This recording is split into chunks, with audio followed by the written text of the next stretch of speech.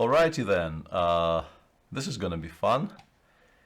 This is Peter Svidler recording a highlight video for Game 6 of the World Championship match in London between Magnus Carlsen and Carlsen-Caruana. And after this game, the first half of the match is gone, and as already somewhat famously Alexander Grishuk said during the live show, it seems like both of these guys they have some kind of a special relationship with Fridays, because so far out of the 6 games played, we had 2 very interesting games played on Fridays, and 4 games I think both of them would rather forget. And worryingly, next week Friday is a rest day, so I don't really know what to expect from the rest of the match. But this is a long game, and it is quarter to midnight right now when I'm trying to record this, so I probably shouldn't do too much of a preface to the video. The video will be difficult enough without it. Let's jump straight into the action. And Magnus played 1 d4 in game 2 and 1 c4 in game 4, and for game 6 one of a double header of white games he will have, because game 7 he will also be playing the white pieces. He finally opted to test the Petrov of Fabiano by playing 1 e4, and everybody assumed it will be the Petrov, and indeed e5 and knight f6 appeared on the board in short order. Takes, d6, and here Magnus played knight d3, and I personally had no experience with this line whatsoever, but the moment Alexander Grishuk appeared in the studio, he immediately said that he didn't really understand that choice, not because it's such a bad move, but because exactly what happened in the game is apparently reasonably common knowledge, and it more or less completely equalizes on the spot. Knight takes e4, queen e2, queen e7. This has actually been played by Wesley So against Fabiano Caruana recently in St. Louis, but Wesley played knight c3 here. Magnus chose knight f4, and once again, without the benefit of Sasha's encyclopedic opening knowledge, we were in the studio discussing the choice between knight f6 and c7, c6 here with Sopico, and instead of all that, Fabi played knight c6, seemingly just a blunder of a tremendous amount of material, knight d5, but no, knight d4, and white has to take on e7 because of an extremely beautiful variation, queen c4, knight c3 discovered check, knight takes e7, knight takes c2 mate, so white has to take, black takes, white goes back. An incredibly weird position in which the bishop on c1 is actually, it can be captured immediately, but white picks up more material by knight c7, knight a8, but black goes to d4, also attacking the same rook. Knight a3 protects the pawn on c2, and black just plays knight e6. It was also possible to play king d8. I was sort of advocating for this move during the live show, but I completely missed that after c3, c6, the knight on d5 is not forced to go anywhere, and white has a very beautiful little move d2, d3, which immediately gives him a close to winning advantage, because the knight on e4 really has no squares, and black is obliged to enter this position where the pawn on d5 will be lost. Knight e6 was played instead by Fabiano, f3, knight c5, d4, and I'm actually somewhat curious what Team Carlsen meant to even have in this position, because the move knight d7, which Fabiano made reasonably quickly, is fine. Black is not much worse, but at least here, optically, you can maybe hope for a little bit of an edge. But the computer immediately shows that you can play c7, c6. The knight cannot really go anywhere because let's say if you play knight c3, you just drop a central pawn on d4, which obviously cannot be taken right away because you need to first secure against the knight takes c7 fork. So c6 more or less forces white to take on c5 and then take on d6, bishop takes d6. And in this position, the computer plays bishop e3. The most natural move in the position, knight b5. After bishop e5, the computer already prefers this position for black. So bishop e3. And here I have a feeling black can maybe wait with this move if he doesn't want to make it, but he can also just take on a3, play bishop d7, bishop d3, let's say castles. And I wonder if Magnus felt that despite the ruined structure on the queen side, white in practical play has the better chances, but the computer just doesn't agree at all. The computer says, well, obviously the computer says no, but apart from no, the computer also says that this is just completely fine for black, no problems whatsoever. But once again, I have seen Magnus go for these positions with bishops against bishop and knight before, and maybe if you continue analyzing it, you can find ways to at least ask some questions from black, because up to this point they were both playing very, very quickly, and I think Magnus had every right to expect c6 to appear on the board. But instead, FIDE played knight d7, c3, c6, knight f4, and here knight b6 is quite a decent move. We were discussing the position after knight f4, bishop f4, d5, knight c2, knight f6 during the live show. And here the machine quite likes white, actually, for instance, after the move g2, g4, which kind of escaped our attention. Just blocking the f5 square from the black bishop immediately, and h5, g5 apparently is quite nice for white because you gain a lot of space. And the bishop comes out to d3 anyway, and the black bishop will never really gets to be placed on f5. FIDE played knight b6 instead. And this is a very solid, very stable position. White played bishop d3, d5, knight c2, knight, bishop d6. If white goes back to e2, he doesn't really pretend to be better either. So knight takes e6, bishop takes e6 was played, king f2, and somewhere around this point, I guess maybe at this precise position we reached the 1 hour mark when Alexander Grishuk joins the show, and for the first maybe half an hour or maybe even more from this moment onwards, it was extremely difficult to even force him to talk about this position, because I don't think I disagree with him, but he is a lot more open about the way he feels about these types of positions, and he just felt, as I did, that this game is destined to be a very, very dull draw because of just how symmetrical the position is. And I was basically just hiding these feelings slightly better than he was. And yeah, we were not expecting much in the way of fireworks today. h5, h4, knight c8. I thought this was a very likely maneuver in most cases, because black once again is aiming for knight e7, creating the threat of bishop f5. The bishop on e6 is really the only poor piece black has, and if he manages to trade it for the bishop on d3, he can never ever be worse after that. And here the machine suggests that actually you kind of have to start paying attention to what you're doing. And it, for instance, suggests starting with rook d1, waiting for king d7, and only playing knight e3, knight e7, and g3 here. The difference being that with the king on d7, it's a lot less attractive for black to start something in the center, because the king will be getting in the way. And for instance, the machine shows a very nice little equality here, g6, knight g2, bishop f5, let's say bishop e2. And white is one move away from playing bishop f4 and claiming he is slightly better because he has a slightly more harmonious bishop and some ideas of g3, g4.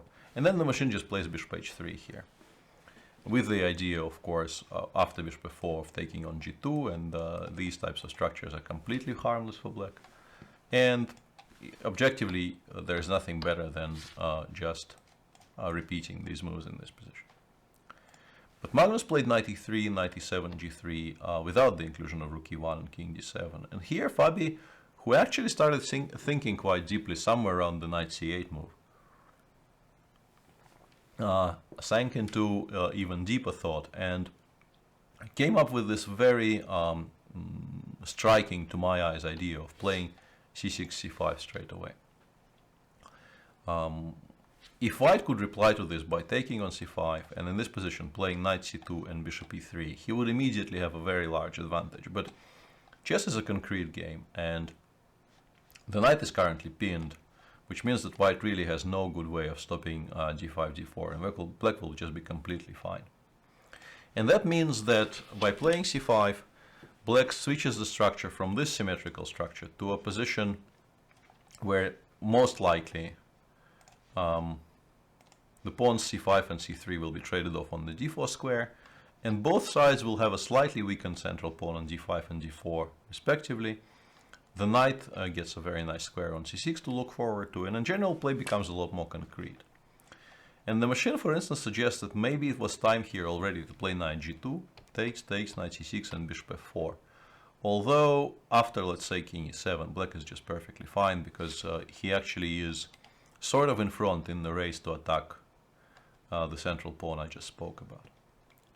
Magnus played bishop c2 instead, and in fact his next few moves were played very, very quickly, which led Alexander Grishuk to suggest during the live show that perhaps the fact that he either missed or underestimated and perhaps didn't expect c5 to happen in this game kind of shook his confidence a little bit, and because the position is very complicated and the speed of Magnus's play here was somewhat unexpected.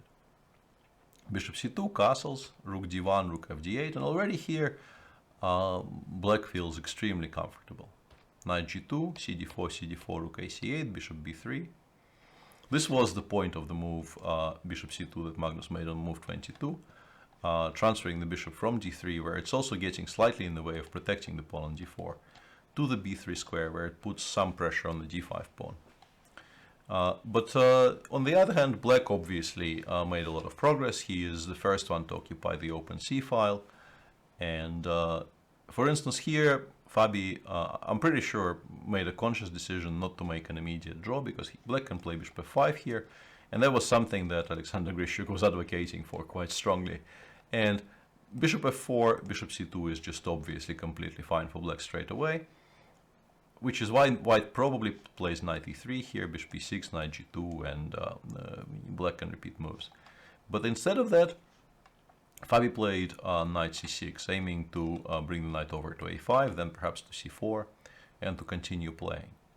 And Magnus played his next couple of moves, at least the next move was played quite quickly, and white actually has a number of other options here he could have considered. I mean, knight f4 is a move you could consider, although knight a5 is interesting in reply. And there was also an option of starting with bishop g5, prompting f6, and only here playing bishop f4.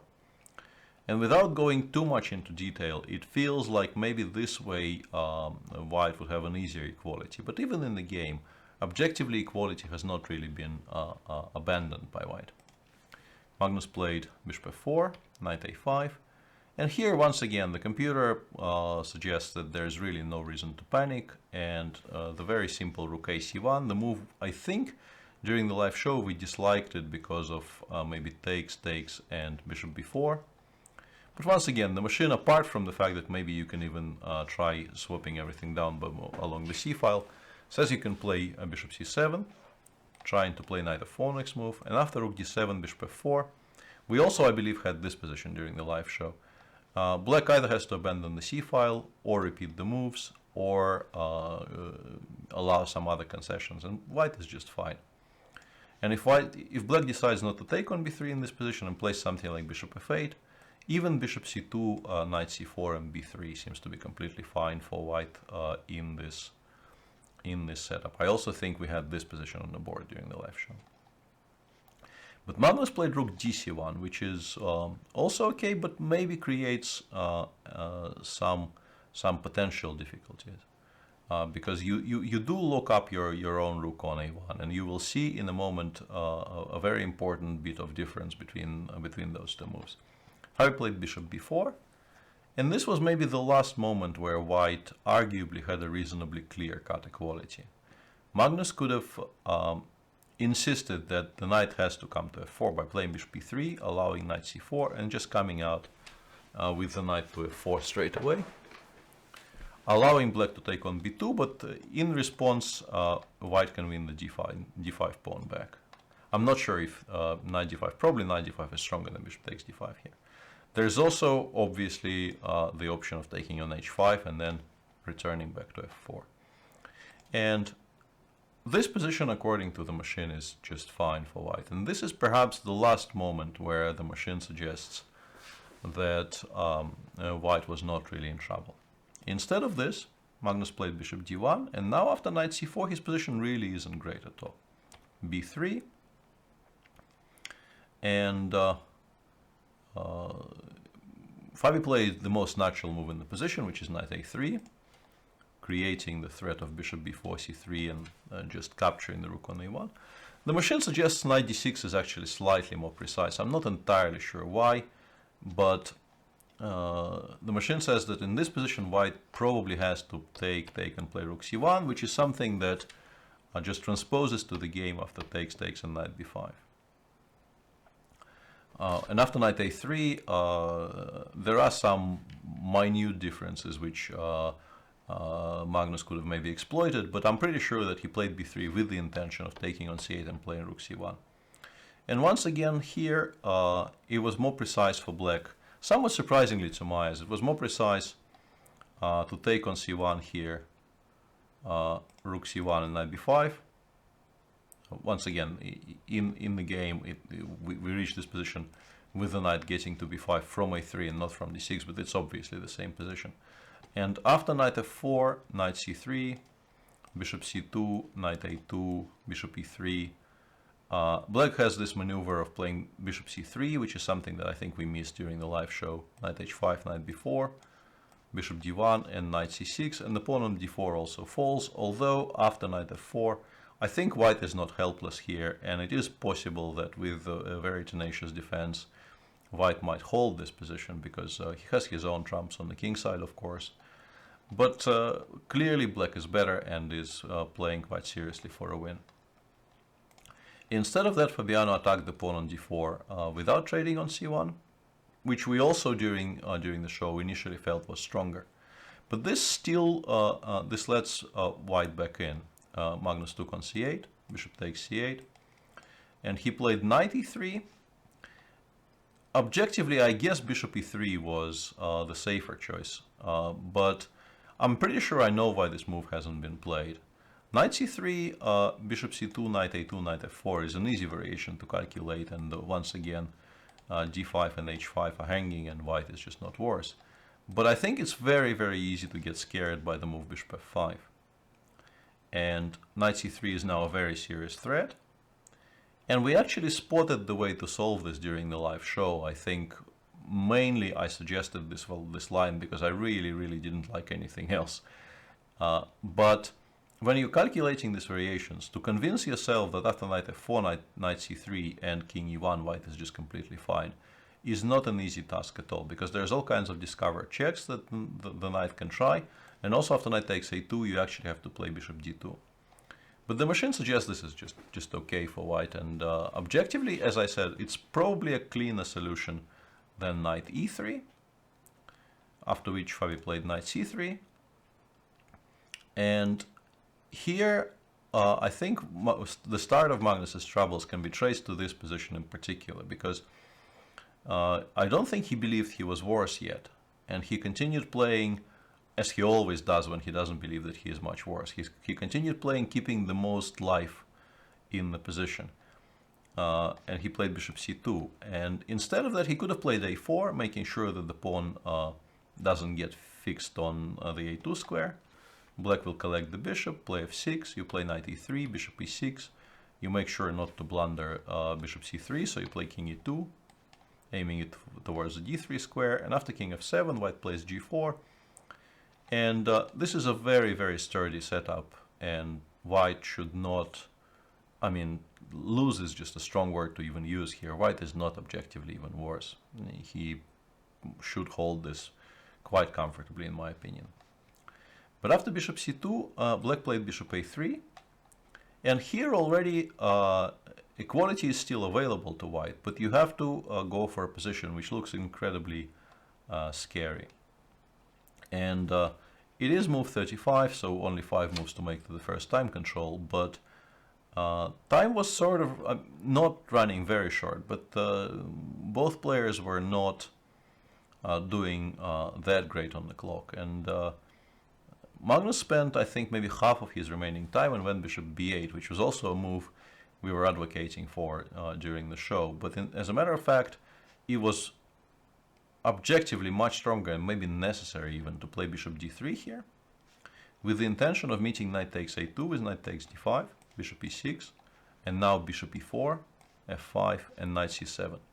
Another position which we actually had on the board during the live show, and we kind of shrugged here and said, maybe this works, we don't see how this is refuted, but it's extremely difficult to convince yourself. You have to go for tactical continuations like this when the position doesn't look bad yet.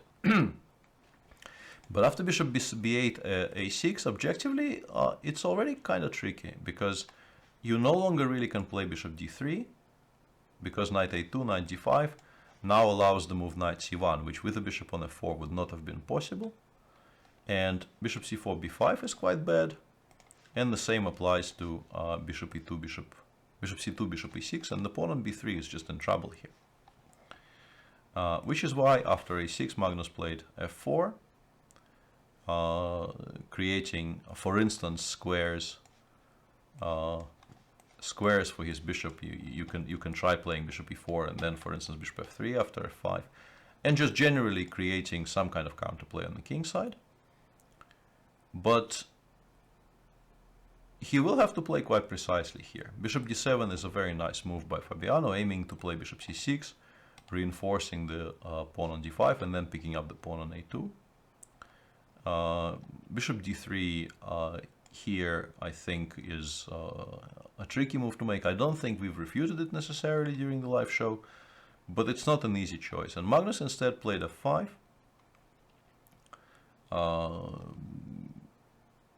taking away some squares from black, and also creating additional counterplay you will see on the next move. Bishop c6, bishop d1. White is attacking the pawn on h5. He is now, I think he realized that it's not really going according to plan, and he is now perfectly satisfied with allowing this trade, but black has more. And you can start with bishop b2, which is what FIDE did, but you can also play knight takes a2 immediately with the transposition, because I think white still has to take on h5, there's nothing better. And now you can play bishop b2. But FIDE started with bishop b2, which is a more flexible option. Bishop takes h5, and this is move 40, and he didn't really have very much time left.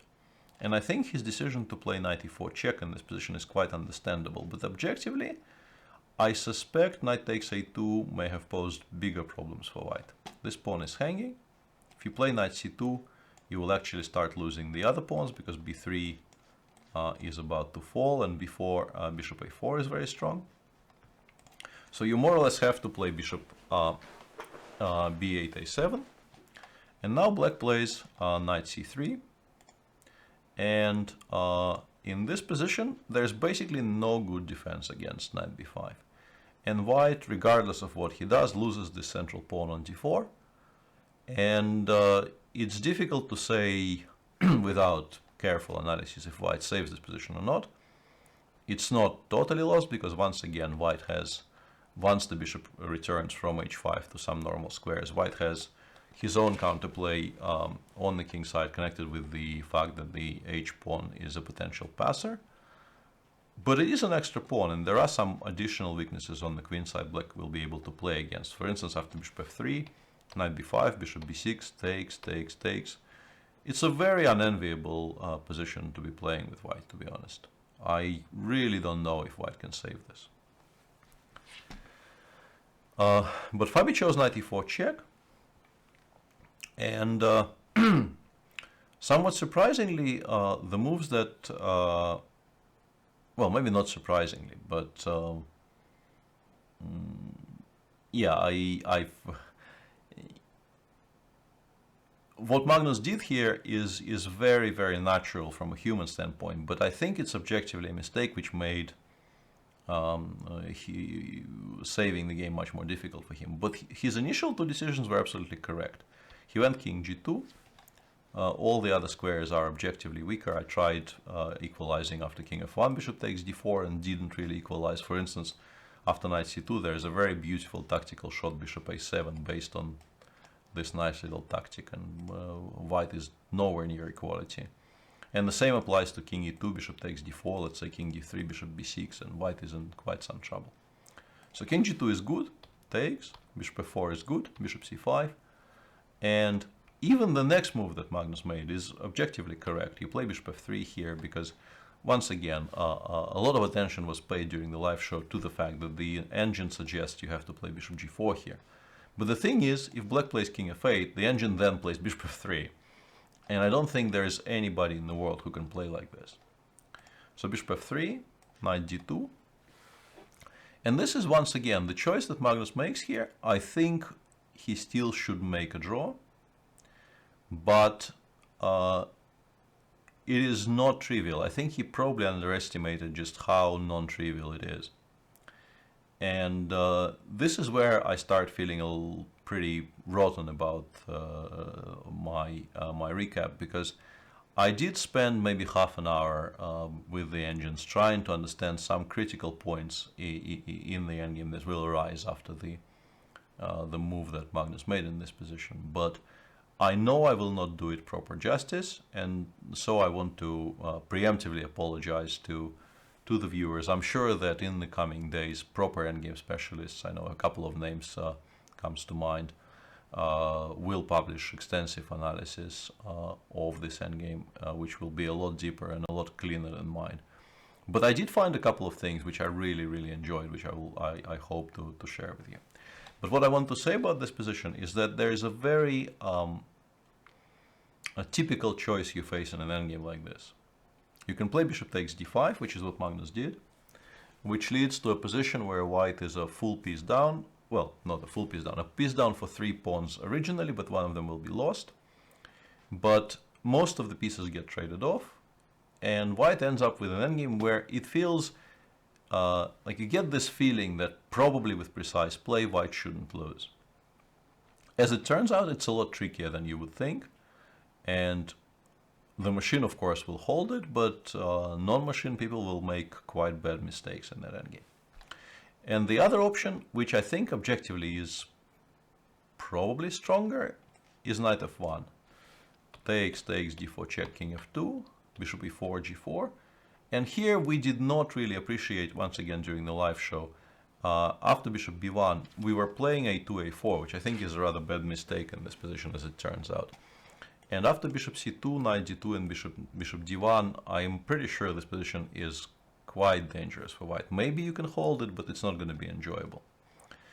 But in this position, the computer suggests that you can just give up the pawn on a2, and if black takes it, you can play king e2, bishop b4, king d3, takes, bishop takes, king takes d4. And this is just a very, very simple draw, because basically the king will never be able to, the black king will never really be able to vacate the cell on the king side. There's just enough counterplay here, so much counterplay, as a matter of fact, that the computer doesn't even think this endgame is remotely better for black. It's just a draw. And if black cannot in this position force white to play a2, a4, and knight d2 is next move against anything, then I think white holds reasonably comfortably, because once again there will be counterplay connected with the outside passer on the h file. But Magnus played bishop takes d5, which is frankly what we expected during the live show. Takes, bishop d6, bishop takes a6, knight e4. We briefly argued for maybe playing something like a4, knight g3, and bishop d3, but I think those pawns don't run anywhere near fast enough, so I think the decision Magnus took to not do that is very, very understandable. He played g4 instead, bishop a3, bishop c4, king f8, g5, knight c3. I am sort of gliding over all this because this is a very long video as it is, and it's nowhere near finished. And as I said, I'm not even going to try to cover all the possible setups white could have tried for in this position. I will just cover a couple of very interesting critical moments. Given a choice between giving up this pawn or this pawn, Magnus chose to have a more outside passer, so to speak, before king f3. And here Fabi started swinging the knight around. Magnus decided to immediately push the pawn slightly more forward. And black played f6, which I think is a very good decision, because it ensures that at least one of his pawns will always be on the square of his own bishop, which means that it can easily be protected by his pieces. Because I think if you give white enough time here, he might actually try to play f5, f6 in some kind of an advantageous situation to fix the pawn on f7 and then combine threats against the f7 pawn and his two runners on a and h to make a draw. So f6, and a very natural decision by Magnus to drive the king towards the h5, g6 squares. And this is where it gets interesting. Black played bishop e1, and here, for instance, I let it run, and the evaluation never falls sort of for white above minus 1.5, but it also stays very solid at about this mark.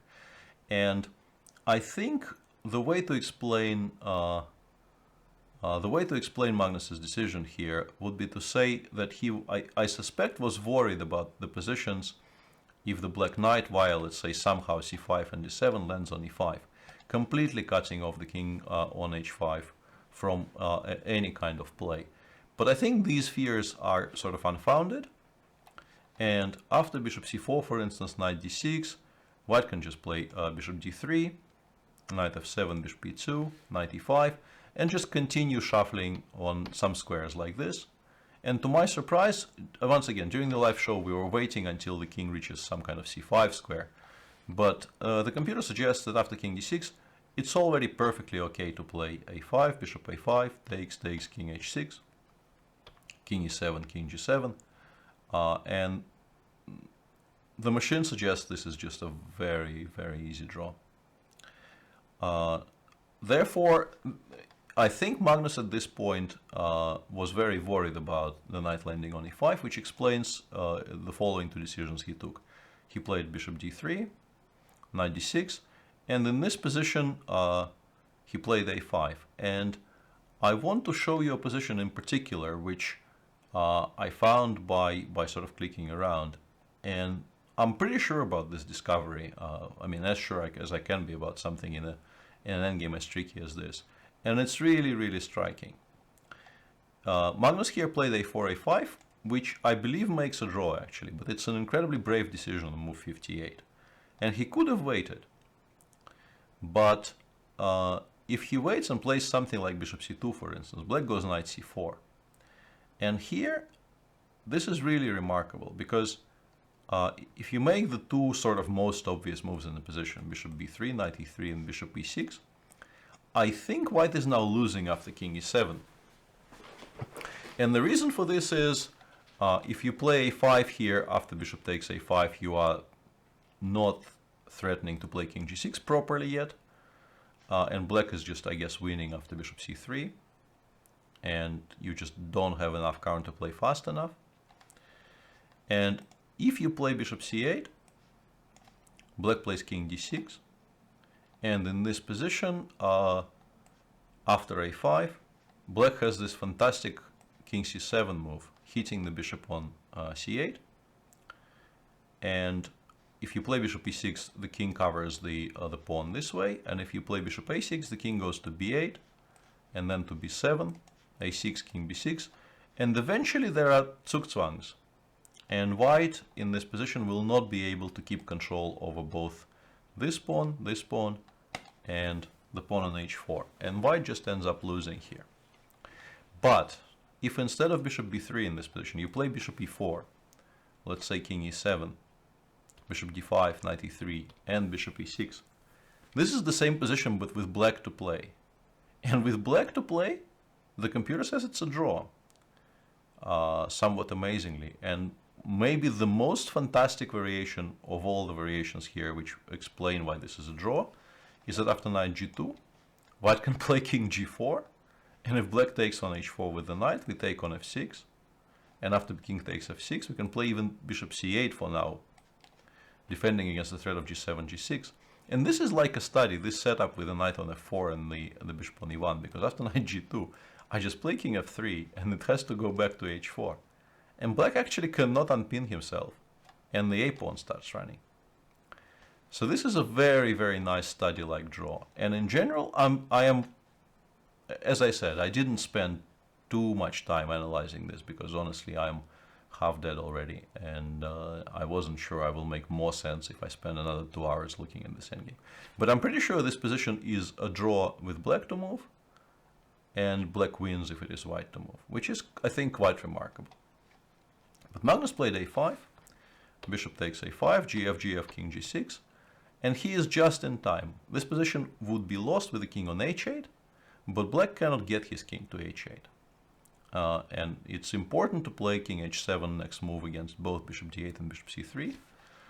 FIDE chose bishop d8, but the same would have followed after bishop c3.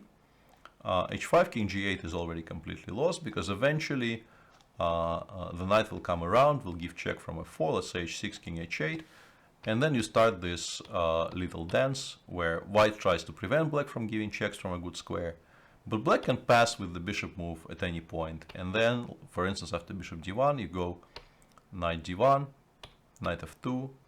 Once again, white, for the time being, controls the squares d3 and h3, but you can pass again, and the moment the knight appears on f4, the game is more or less over.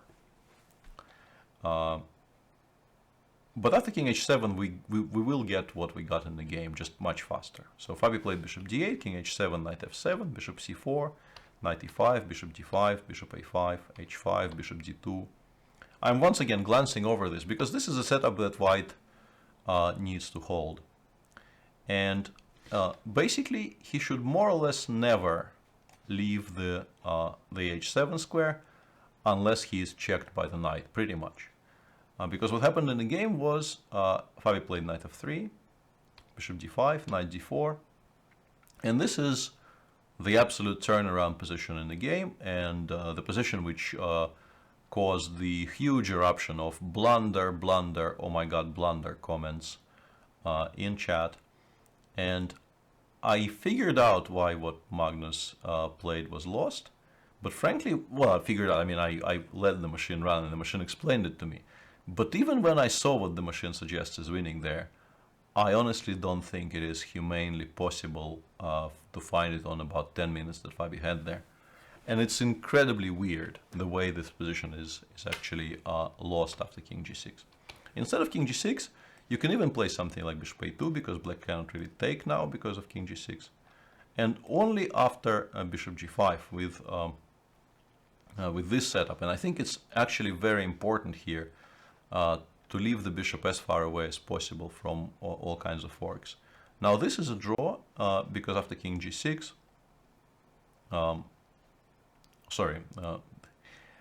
my notes are actually kind of this is actually completely lost after knight e2. The way to make a draw here, I apologize for all the confusion. And once again, you can see why this is tricky. You have to control the e2 square at all times. Once the bishop reaches the g5 square. You have to play bishop e4 here. If knight e2 happens immediately, you make a draw by playing bishop d3. Obviously, after knight f4, we can play something like bishop c4, and the pawn is not hanging for the same reason.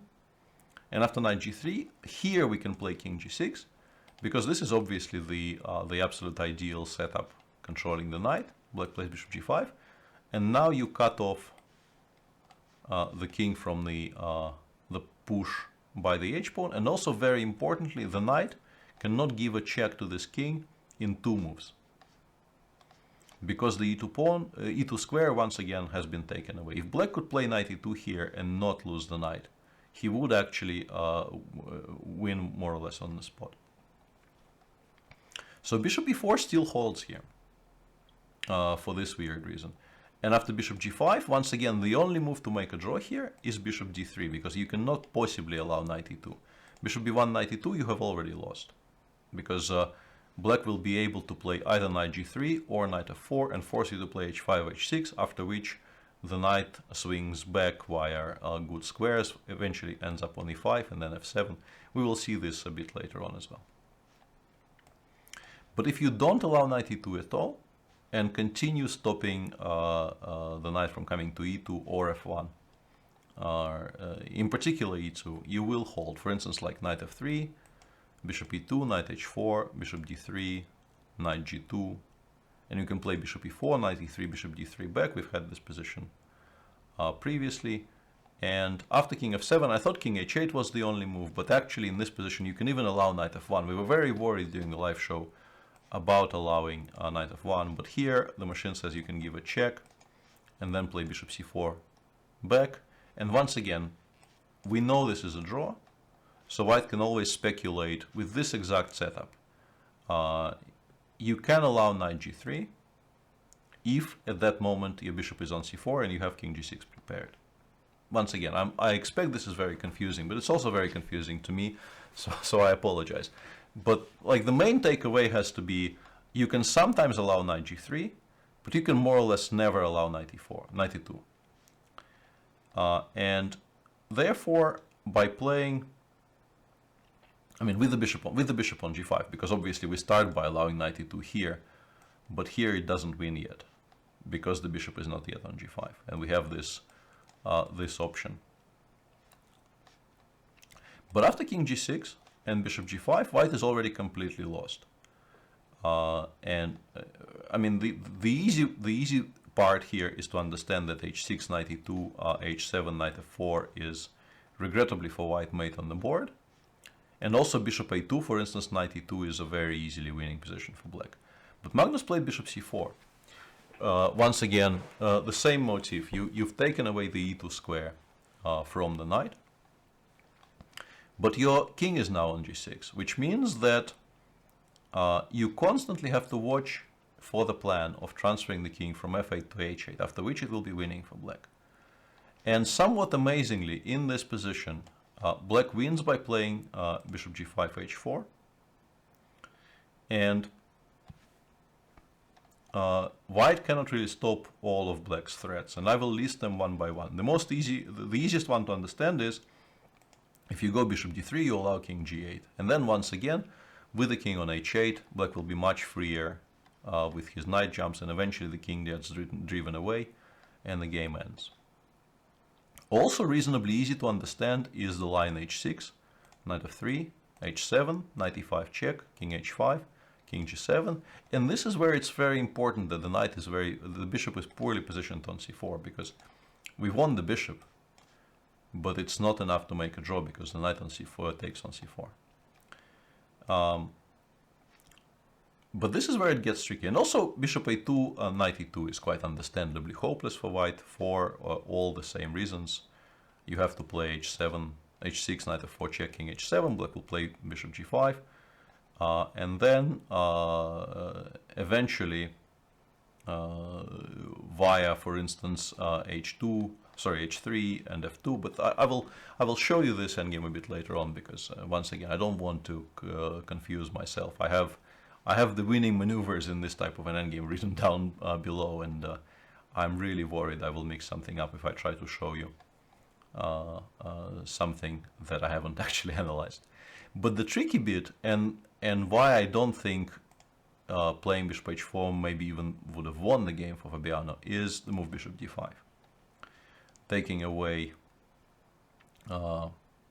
some squares, and in particular after knight e2, attacking the bishop from f3, which is very important because after knight f4 check, we can re-establish the position of the king on h7. This is hugely important for white. You cannot possibly allow the king to reach the h8 square, and you need the pawn on h5 to be protected. And in this position, well, the computer will tell you that 3 moves are winning, I think. Even knight g3 is winning, although you still have to go back afterwards. And knight g4 is winning, but after bishop d2 you have to go knight e2 back. And eventually you realize that the only move that wins in this position, and the move that I think a human player is more or less incapable of making, is knight e2 g1. Because I don't think the move occurs to you that places a knight on the square where it can be boxed in by bishop g4. It's just completely unnatural. But if you start looking through it move by move, you realize that, I mean, let's cover the easy things first. If you go bishop d1, you allow king g8. And the same applies to bishop g4, because after king g8, this is what we should be looking at. This is the position that I tried figuring out. And the point about this position is black has a very cute way of losing a tempo. Black basically needs to play bishop g5 and give white the move.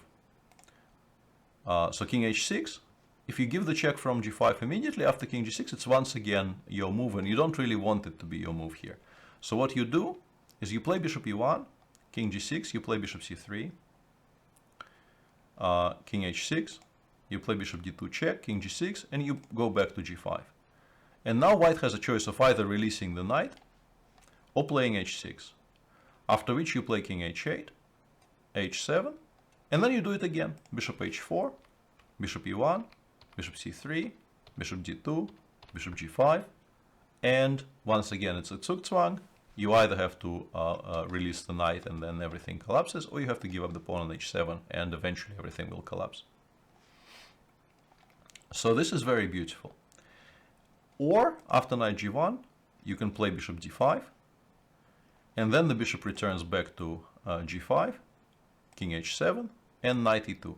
And this is exactly the position that we were trying to avoid, because now with either knight g3 or knight f4, black will be able to force white eventually to play h6. And once white is forced to play h6, he is helpless, because after, let's say, h6, knight f4, bishop a2, knight g2, the knight comes out via e3 or g4, or king g6, knight h4 check. Knight e4 here, sorry, bishop e4 here is slightly more resilient, but knight h3 is, I think, the computer's preferred route. You go knight h3, let's say bishop d5, you go knight f2. Once again, an important detail for black is to have this option. Knight g4, you drive the pawn to h7, and then you drive the king away. So knight f2, bishop f3, and here you can play, for instance, simply knight d3 and swing the knight over to e5 and f7, and you pick up the h-pawn, and once again you win this position. So I think even finding the whole idea of bishop h4 is extremely unlikely. But to then, after bishop d5, to play knight e2, bishop f3, and knight g1 is an absolutely superhuman effort, which I think, it's unreasonable to expect this from anyone, if we're honest. Which is why I think the fact that FIDE missed it is perfectly understandable. So he played knight f3, and now after king h7, it's back to being a draw. Because after knight d4, white will not be obliged to actually play king g6. You can play bishop d3 and keep the king on h7, which is very important, as I mentioned. And FIDE got somewhat discouraged, and he went for a plan which we kind of knew was a draw from the start. He played knight e5, bishop b3, knight g4. He also somewhat unwisely repeated the moves here a couple of times, which meant that after he played knight h6 and king g6, he no longer really had the option of playing knight g4, because to that Magnus would reply by writing king h7 on the score sheet and calling for an arbiter and claiming a threefold. So FIDE ran with the king e7, bishop b3, king d6, c2 e5, d3 f4, c2, and this position is just a very, very clear-cut draw, because you can never really play knight g8 because of king f7, and all you've achieved is burnt a couple of moves. And after knight g4, many moves make a draw for white here, including the one that Magnus chose, bishop b3, because after knight e5 check, king g7, king takes f5, you play h6, and it's a very straightforward draw. And I think FIDE realized that by this point, it's unlikely that he will even get back to the potential setups he could try around move 68, and he just played knight e3, h6, bishop takes h6, and draw was agreed here. So all in all, an extremely interesting and a very, very intricate game, which started from very, very humble beginnings, so to speak. I think nobody expected such a thriller from this very, very even, very symmetrical queenless position which we had on the board by move 10. But full credit to the players, and I think to Fabiano in particular, for finding the idea of playing c5 in this position, turning the game quite sharply around, and creating a street fight where really none seemed available to either of them. And then full credit to Magnus for seeing the correct setup. In particular, I think finding courage on move 58 to go a5 here, giving up your outside passer to go for this setup. It requires, a very deep understanding and also very deep belief in your assessments. And I'm pretty sure his evaluation was correct, and the fact that he later misplayed this position is just a testament to how tricky this position actually is.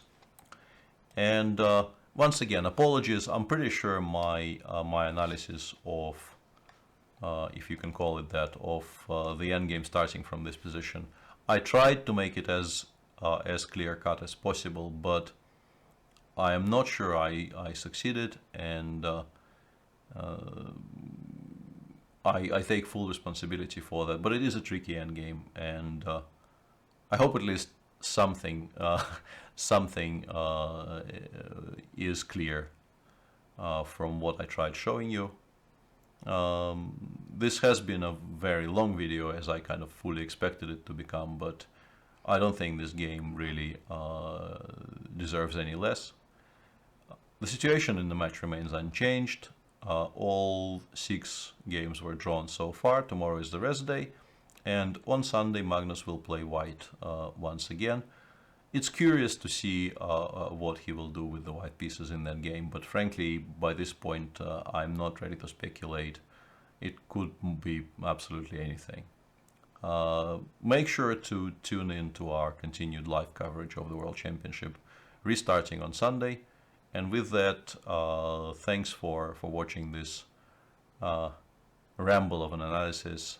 I hope you enjoyed bits of it. This has been Peter Svidler for Chess24.